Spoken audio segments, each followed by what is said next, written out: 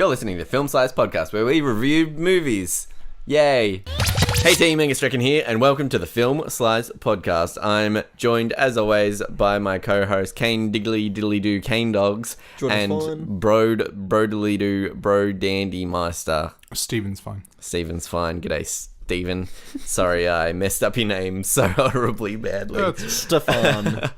And today, I think we're all pretty excited because we're reviewing a movie that we all wanted to go see. Yeah. That's right, we're reviewing Black Panther. Dun dun dun. Kane Dogs, hit us up with the classic IMDb summary. Start us off. Alrighty. T'Challa, after the death of his father, the King of Wakanda, returns home to the isolated, technologically advanced African nation to succeed to the throne and take his rightful place as king. So yeah, this movie stars Chadwick Boseman, reprising the role of Black Panther from Civil War. Yes. Captain America film that came out a while ago. We've got Michael B. Jordan playing Killmonger, or Eric Killmonger, the villain, and Martin Freeman.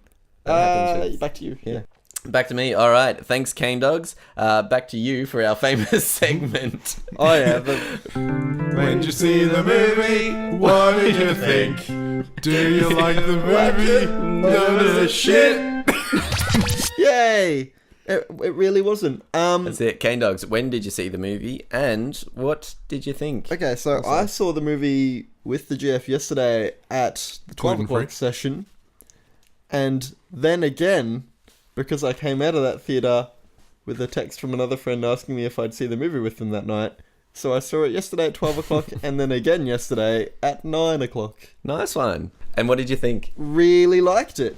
18th film to join the Marvel Cinematic Universe so far, and it is... The MCU's finally come of age. That's so exciting. In Australia, obviously. In America, they need to wait till they're 21. You gotta wait a few more films before they can I drink. could probably sneak it in from like an older Oh, set. yeah. They've probably got a fake ID. They're pretty rich. Probably, yeah. Get trashed. Yeah, so I really enjoyed it. It is... I actually listed all the films, and it is up there in my top number of... I can't remember.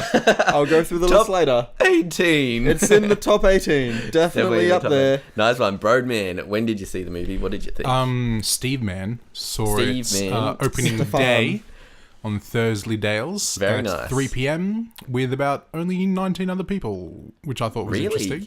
Opening day. I guess maybe it was 3 p.m. so everyone that would have seen it was like at work or in school or whatever. School and stuff, yeah. Yeah. It was okay.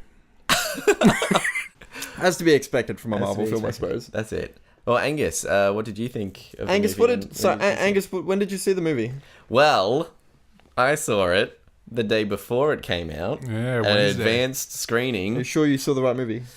Yeah. Is there another movie called Black Panther that you went It's the and one saw? where it's a French detective and he there's just a man in a cat Panther's like suit? a diamond or yeah. And Fantastic. And he just like... That's right. I saw it on Wednesday, the day before it came out here in Australia at the drive-ins. So I didn't really get to see the reaction of the cinema. Wondering whether you saw it at the drive-ins. Yeah. Who did you see it with?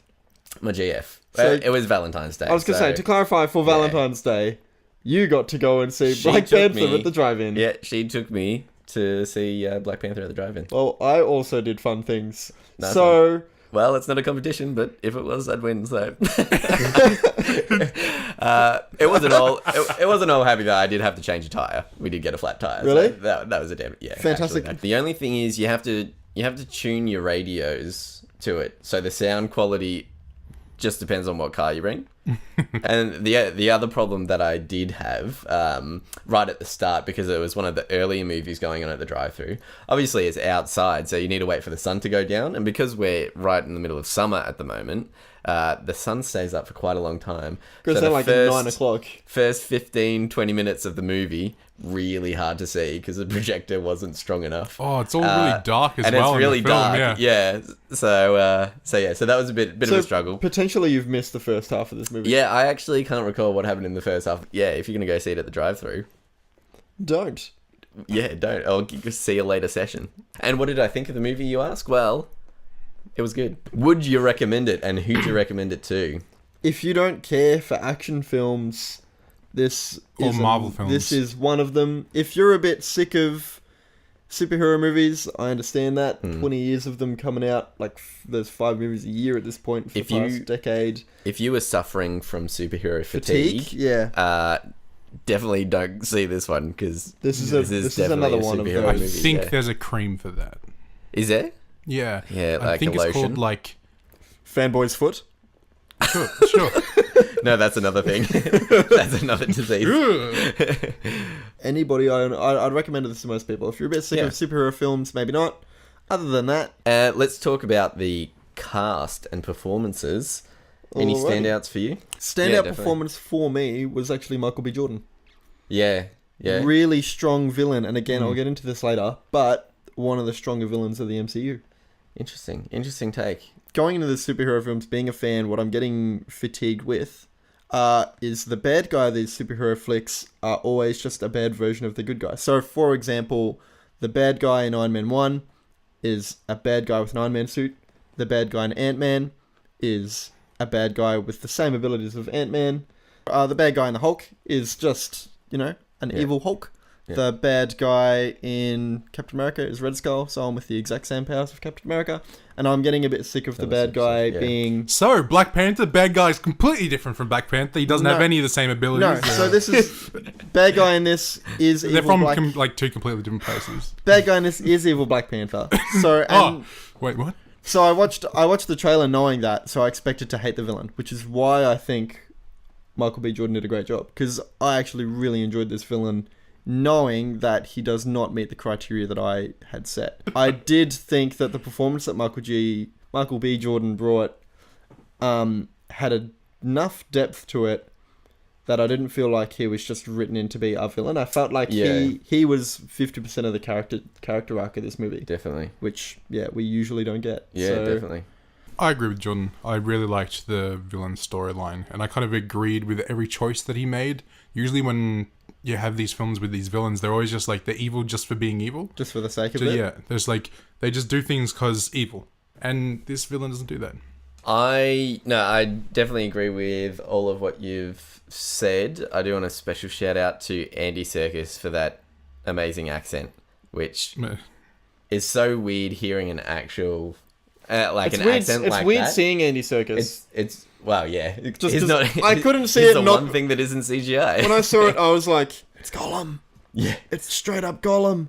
But yeah, when I saw it with my GF, she was like, "That accent is so ridiculous." I'm like, "No, it's ridiculous because it's not an American accent, but it's actually quite like an authentic South African accent." I like seeing Andy Serkis as well because he's such a good actor. He is, yeah. And he just looks great in these films. Yeah. I really liked his look and his character Definitely, in these films. Definitely. I have a few nitpicks about that character, but again, I'll have to wait. Yeah, you'll have to wait. You'll have to wait till right now. We're doing spoilers, ladies and gentlemen. Oh, what a cool sound effect, Angus. Nitpicks. We're gonna start with Broadman. When I think of Panthers, I think of stealth. I think of them creeping up on someone and then taking them out without them hearing them or anything. And so I was expecting, I was like, oh, this is going to be cool, like, stealthy, like, superhero film. This is going to be awesome. Nope. He just runs in there. Everyone, like, shoots at him. He doesn't care. He just stands there, takes the bullets, doesn't care. And then he just, like, throws them because he's super strong. And I felt like that was kind of every scene for me. He just used his, like, strength to kind of solve problems. And I kind of wanted him to do things kind of, like, more stealthily. And, so you kind of wanted it to be more of, like, a spy movie, maybe? More. Yeah, I wanted to see him having to, like, infiltrate somewhere and him just going around taking out all the guards without anyone knowing or anything. When I think of Black Panther... They set up a scene like that where he actually goes down into, like, a nightclub and they're all undercover. And I'm like, oh, okay. And then, everybody just... then it's a shootout and a fight scene. I was like, okay, never mind. Yeah. So that was a little bit of disappointment for me. They killed two really strong villains in this film with Andy Serkis's character and Michael B. Jordan's character. Yeah. Which I think is such a waste. A waste of, good villains, because Claw's one of the main villains in Black Panther comic books. He's like the kind of head honcho. Yeah. And to kill him off, because he's almost like a kingpin, really. Like, I don't think they're doing a Black Panther 2, though. I don't think they're doing I very much I don't doubt think it. they're making this into a trilogy, so I guess I don't need to keep Claw because it makes... Yeah, It really clutters up the MCU if you've got a whole bunch of villains that aren't tied up. There's a moment in the film where T'Challa gets overthrown as king, and Michael B. Jordan's character is Killmonger, becomes the new king. And he immediately goes into their temple and burns this special fruit, which is what gives the Black Panthers their enhanced strength and agility. Yeah. And his love interest sneaks into the temple and steals one of the pieces of fruit, so he can eventually later in the film get the strength of being Black Panther. I would have really liked it if they didn't do that, and T'Challa had to face Killmonger Him without the powers. super strength. And I thought it would be a far greater character moment if he defeated the Killmonger without his powers. That would have been cool. What they needed was a scene where they actually demonstrated a difference between him not having that serum and him having that serum, because most of the fight scenes we got was him without the powers. And the fight scenes that we have with him with the powers, he doesn't really do anything. I watched it the second time, there's one part where he like heel kicks a guy and the guy goes flying through the air, but outside of that, we don't really get a demonstration of him having these abilities. Yeah. What I thought was really jarring is the technology in this film. Yes. Like, it went from 0 to 100. Just immediately. It felt like, okay, this is the Marvel Universe, kind of used to everything. Oh, okay, we're 200 years in the future. The only way I could justify it is that Iron Man exists.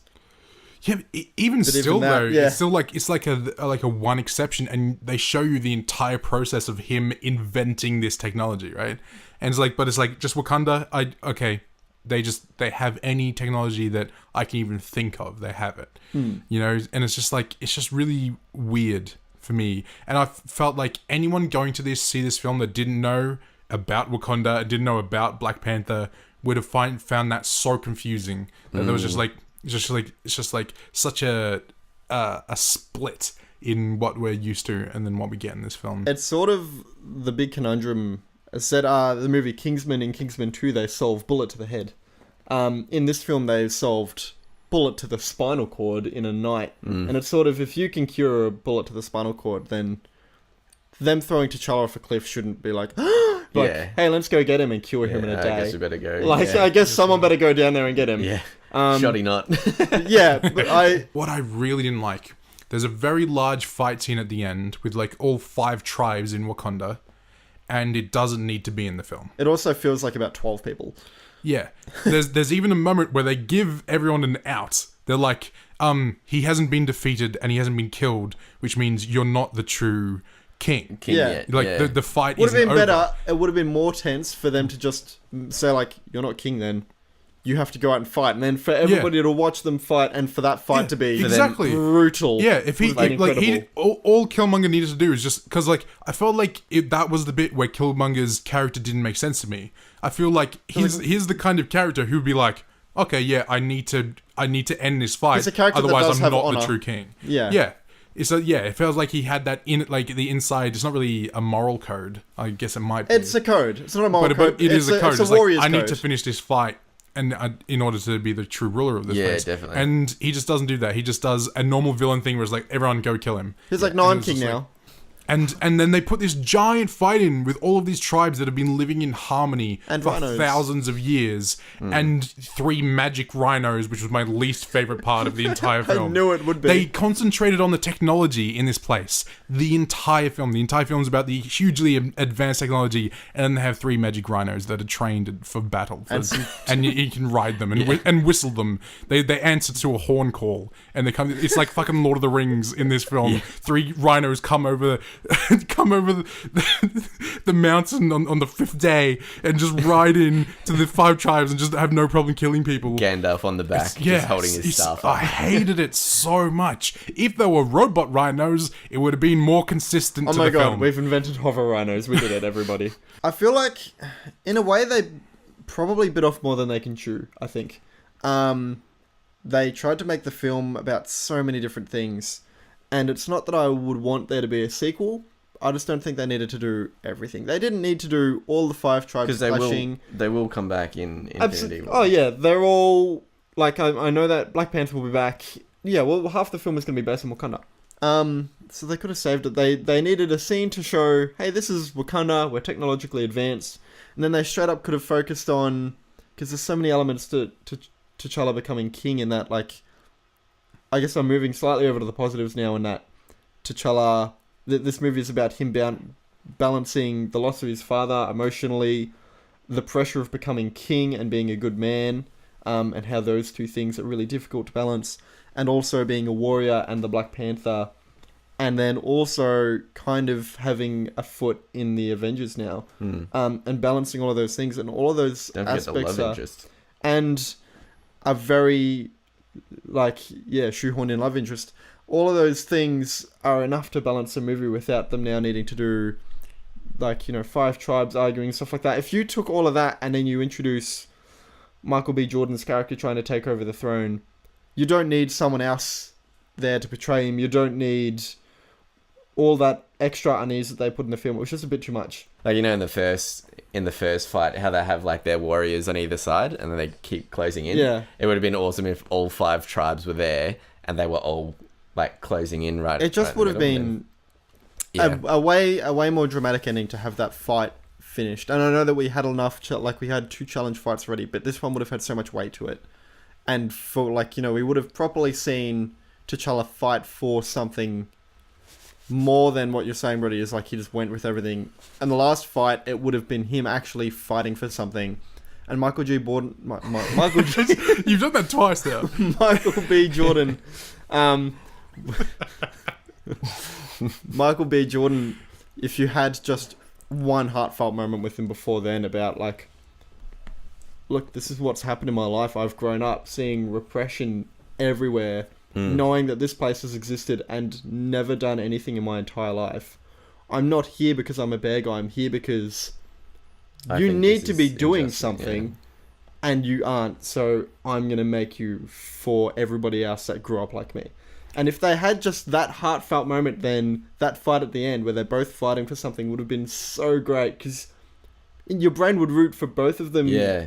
Yeah. Like, that's why I'm also so down about them killing that character, killing Killmonger, is because he's such a good character. And it was set up, it was like such an easy moment to just be like, I'm going to spare your life. Well, they set it up as well. Yeah, I'm going to be king.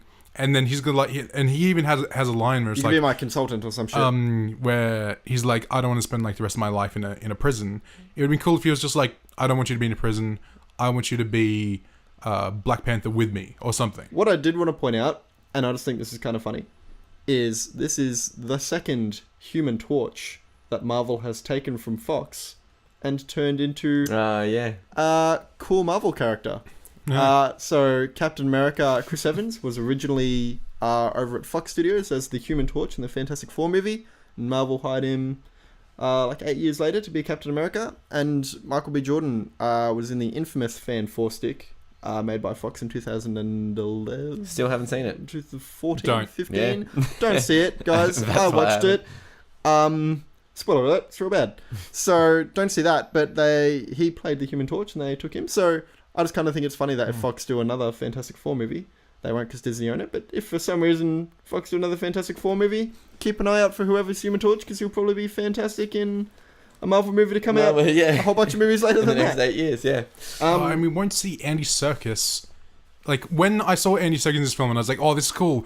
Oh, he might end up going and communicating with Taika Waititi, in this cool, crossover in, Infinity War or something. Yeah, and I was like, that'll be awesome. That would have been... And I was like, when I was getting excited, he got killed. Yeah. And I was like, oh, come on. Yeah. Come on. It's so unnecessary. They could have so easily kept Andy Serkis alive. Yeah. I think that's one of my gripes as well. Yeah. I think Andy Serkis is... Especially his character is... There's a lot that he could do, a lot of potential, and I do understand that killing Andy Serkis was what kind of made Michael B. Jordan's character quite menacing, because no one could kill Claw except this guy. Like, I did really like... Even then, it's like he's meant to have killed like 1,000 people with all of the markings he makes on his body whenever he kills someone. But even that, it just fell short because his character didn't come across as this person who was like, oh yeah, I love killing. I want to kill like so many people. Yeah. I think it would have been better if he actually did kill a lot more. I would have liked to see the leader of the Royal Guard become the villain in this Black Panther film. That'd be kind of great. I would have liked to see them they had differences in how they should be protecting Wakanda and like treating the world. I would go one more and say the love interest would have been a better one, because she was the one that kind of went out to the world, and she was the one that was like, we need to help, which is so different. That would also been really interesting. Yeah, because I was gonna say there was 5, maybe 4 or 5 women in very prominent roles in this film, and then still they were kind of just... None of them affected the story arc. Like slid to the side behind Andy Serkis, Michael B. Jordan, and whoever plays T'Challa. Ooh, I am drained. Let's talk about some things we liked about this movie. Yeah, let's definitely talk about some positives. All right, hit us up, Cane Dogs. Give me some of your happy juice. Okay, the introduction to both Michael B. Jordan as the Killmonger and Claw, when they walk into the museum, and Michael B. Jordan's just like, tell me about these pieces, like, tell me about this mask, and tell me about this, and then he's like, no, you're wrong about this is from Wakanda. Like, really very small bit of dialogue, but it tells us a little bit about his character. And then Claw comes in, and my favourite part... Andy Claw. My favourite part is he shoots all the bodyguards except one, and he calls one bodyguard he's over. It's like, hey mate, you're free to go. That's right. You're okay to just go. Don't tell anybody. Just run out. And then he shoots him. Yeah. And he's like, spread the crime scene out, make it look more amateur. That is one of the strongest introductions to a villain we have had in the MCU. It's just a tiny little heist. Like, it's a small heist, but it was such an enjoyable scene to watch. But it developed the character. Yeah, it developed the characters, and it introduced them all. It gave them all their own little thing. It told us sort of the differences between Claw and the Killmonger. Other positives, I find Chadwick Boseman really charismatic. Yeah, like powerful. He just plays powerful really presence. calm, cool, and collected, and he's really cool. He just plays it really cool. Other positives, it was just a good film. It was just... I liked the relationship between T'Challa and his sister. I felt like a real brother-sister relationship. Yep. Other than that, there wasn't a whole lot of stuff in this film that I liked. Okay. Have we done positives already? Is that it? Yeah. The film was real good, everybody. Did you have any positives, Angus? Yeah, by the way, I liked it. I think good. As much as we talked a lot about the negatives, yeah, I really enjoyed this film. The reason I don't have a lot to talk about in the positives is because it's very similar to... Because it's a bad film. No. It is very similar to Doctor Strange or Ant-Man or Iron Man 1 in that it follows that formula, and as long as you're not fatigued by that, it's all of those except it's Black Panther instead of Doctor Strange. Have you touched on the music yet? No. By Kendrick Do you want to hit us with some musical facts? Yeah, sure. Rapid. No. Nice one. Because you did it in time. Say another word. Stop. Cheese. Stop. Cheese. Okay, Angus, hey, do you want to tell us a bit about the music? Yeah, sure. Nice intro, me. To the music. So... I expect you to edit that to sound not shit. No, that's not possible. Okay. It's going to sound shit. That's not possible. It's going to sound shit. No, I thought... So I was pretty excited, especially with Kendrick Lamar winning the Triple J Hottest 100 so recently. For those of you that follow it, yep. For those losers that don't follow it, bloody get on board, you idiots. You just insulted a lot of our demographic. We're talking about films. Yeah, film and music, they go hand in hand like cheese and wine. Made that up just then. Cheese and whiskey. Cheese and whiskey. The music was more standout to me. I'm not sure if it was because I knew that it was Kendrick Lamar that did it or not, but the music did have quite a different feel to a lot of the other MCU It wasn't just films. a generic score. Yeah, it was an orchestra. There was a lot of synth in it and stuff like that. Kind of more things that Kendrick Lamar's kind of used to, but that kind of mixed in with the symphony stuff. The hip hop. It Yeah, the hip hop stuff. Dog. So yeah, but like I face palms all around. But I thought the music was quite good. The only thing that I didn't really like about the music was that there wasn't really a definitive Black Panther theme. I would have liked it for there to be a real iconic. When Michael B. Jordan had more of a shit's theme than Black Panther did. Yeah, like Michael B. Jordan's theme was just like a hip hop beat. Yeah. Costume design is really cool. Costume design is awesome. I saw this thing on Instagram, and it's the head designer talking about how she designed the different tribes' costumes and everything, and that was. What are you laughing at? I just hear Brody like cracking his knuckles. And it's like, I also really like the costume design, but it's like, okay, here we go. Load them up. No, but the costume design was really well thought out, and it's she does have a lot of ties to traditional African dress as well, which is quite awesome, and it was really cool how you definitely could differentiate the different tribes. Like you knew who belonged to what tribe, and it wasn't just on colour. It was what they wear. I thought it was just colour. Yeah. It was like blue and red and white, the snow people. It's not just colour. What I did really like, one of the positives which you don't see a lot in these Marvel films, is the choreographer did their history. In that they made sure that when you see Michael B. Jordan fight, he looks like he's trained by military. The way he fights, the way he stands, the way he uses the weapons that he's given, the way he taunts, the way he moves, and the way he strategizes by, like, you know, when he fights T'Challa in the first challenge, he, like, you know, he cuts his calf and then he cuts his arm. Like, he takes him out strategically. Mm-hmm. And then when you see any member of the tribe or T'Challa fight, it's very fluent, very natural, very organic movements. And I really, really liked, someone that paid attention to it, I really liked watching Killmonger fight the Black Panther, because Killmonger had like his little knife blade and he did like drop that down and catch it, and like, you know, there was a lot of very commando looking heel kicks and things like that, whereas T'Challa did a lot more rolls and flips and grappling and things like that. Yeah. I really liked that they paid attention to giving those characters their own style of combat, whereas in a lot of films these days, everybody just knows jiu-jitsu. Yeah. Everybody just fights like everyone Liam knows Neeson. everything kind of thing. Everybody just does Liam Neeson. Yeah. So, yeah, I really enjoyed this. I have two pros that I've just thought of. Yeah, I'm proud of you, Brody. Right. Yeah, boy. Michael B. Jordan's body is... solid. That is solid effort. Some tasty meat.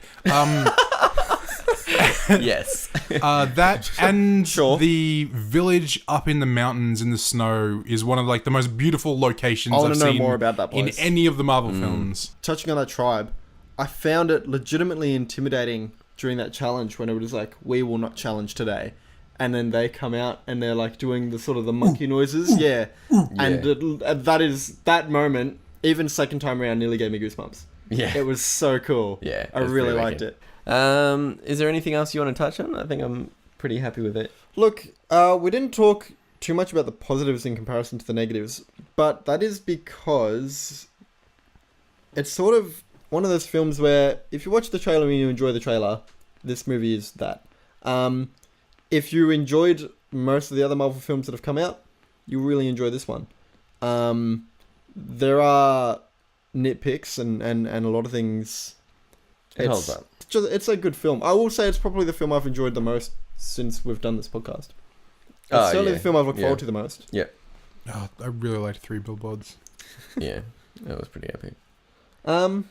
Cool. So usually at the end of these, we theme these to be in keeping with the tone of the movie. Yes, we do. So Angus, as it stands, you are the current MC of this podcast. King of the podcast. King to if Angus. If you will. to Changus. Today is going to be challenge day. Right. I will not challenge. Brady, will you challenge? I will not challenge. Cool, we did it. All right, good job, everyone. I was going to say, if Brody did challenge you, we would then have to strip you of your beard power. I challenge. Brody challenges. Angus, if you could drink that, definitely not normal cup of water, and he will now be stripped of all of his podcasting powers. Oh. I'm here to challenge you. Obviously, we can't fight to death at a waterfall because Who says we can't? Because there's a waterfall right there. You've both got cups of water. You're the only one that can talk now. If Brody wins, then Angus, either you tap out. He's now being removed of his powers. And my pants. If Brody were to win and you kill Angus, then it's just you and me doing a podcast. And you and I don't know whether that'll work. So what I suggest instead. Oh no! I've thrown Angus off the cliff. He's fallen into a waterfall. He must be dead. Angus, I'm alive. I was just gonna get you to pick that. straws. Or like a rock, paper, scissors, but a very intense rock, paper, scissors. We could do that. Unfortunately, we've fought to the death. Yeah. There's a lot of people standing really high up on the cliff, and I'm like... And now they're all dancing, I'm like, I'd be really uneasy standing up there. Yeah. But the other thing is that sequence starts originally with a whole bunch of people being on boats. Yeah. And you never really see that there's any time for them to get off the boat. So presumably there's just a lot of people on boats at the waterfall, like at the top. How's it going? Just like, waiting. I think it's going well. Waiting to see who's There's king. one guy hanging over the edge of the waterfall who's like, oh, he just punched him. Yeah, he's punched him again. Just like one guy's like, they just threw T'Challa off the waterfall. And everybody's like, oh, jeez. Oh, no. Oh, what does that mean? What do we do? And they're like, I don't know. It's like Chinese whispers, gets to the last person, it's like, what? They flew chocolate? They flew chocolate? I was trying to think on my feet. So much Chinese whispers that they've forgotten the name of their king. Yeah, apparently T'Challa just flew over the waterfall. Yeah, and like some superpower. Yeah, it was like, I didn't know that the heart food gave him a flight. This is fantastic. Apparently T'Challa just ate a water ball. Like, what is that? Apparently T'Challa just made a waterbird call. Apparently there's a new person called T'Pala Watertall. Apparently he's challenged. He's like, oh. Apparently they're singing "Don't Go Chasing Waterfalls." Yeah, wow. Oh, great. How do we end these? How do we end these? Thank you for listening to the Film Slice podcast. We've been Angus, Jordan, and Stefan. You can find us on Twitter on film_slice_pod and on YouTube. Write in if you have any thoughts. Yeah, thank you.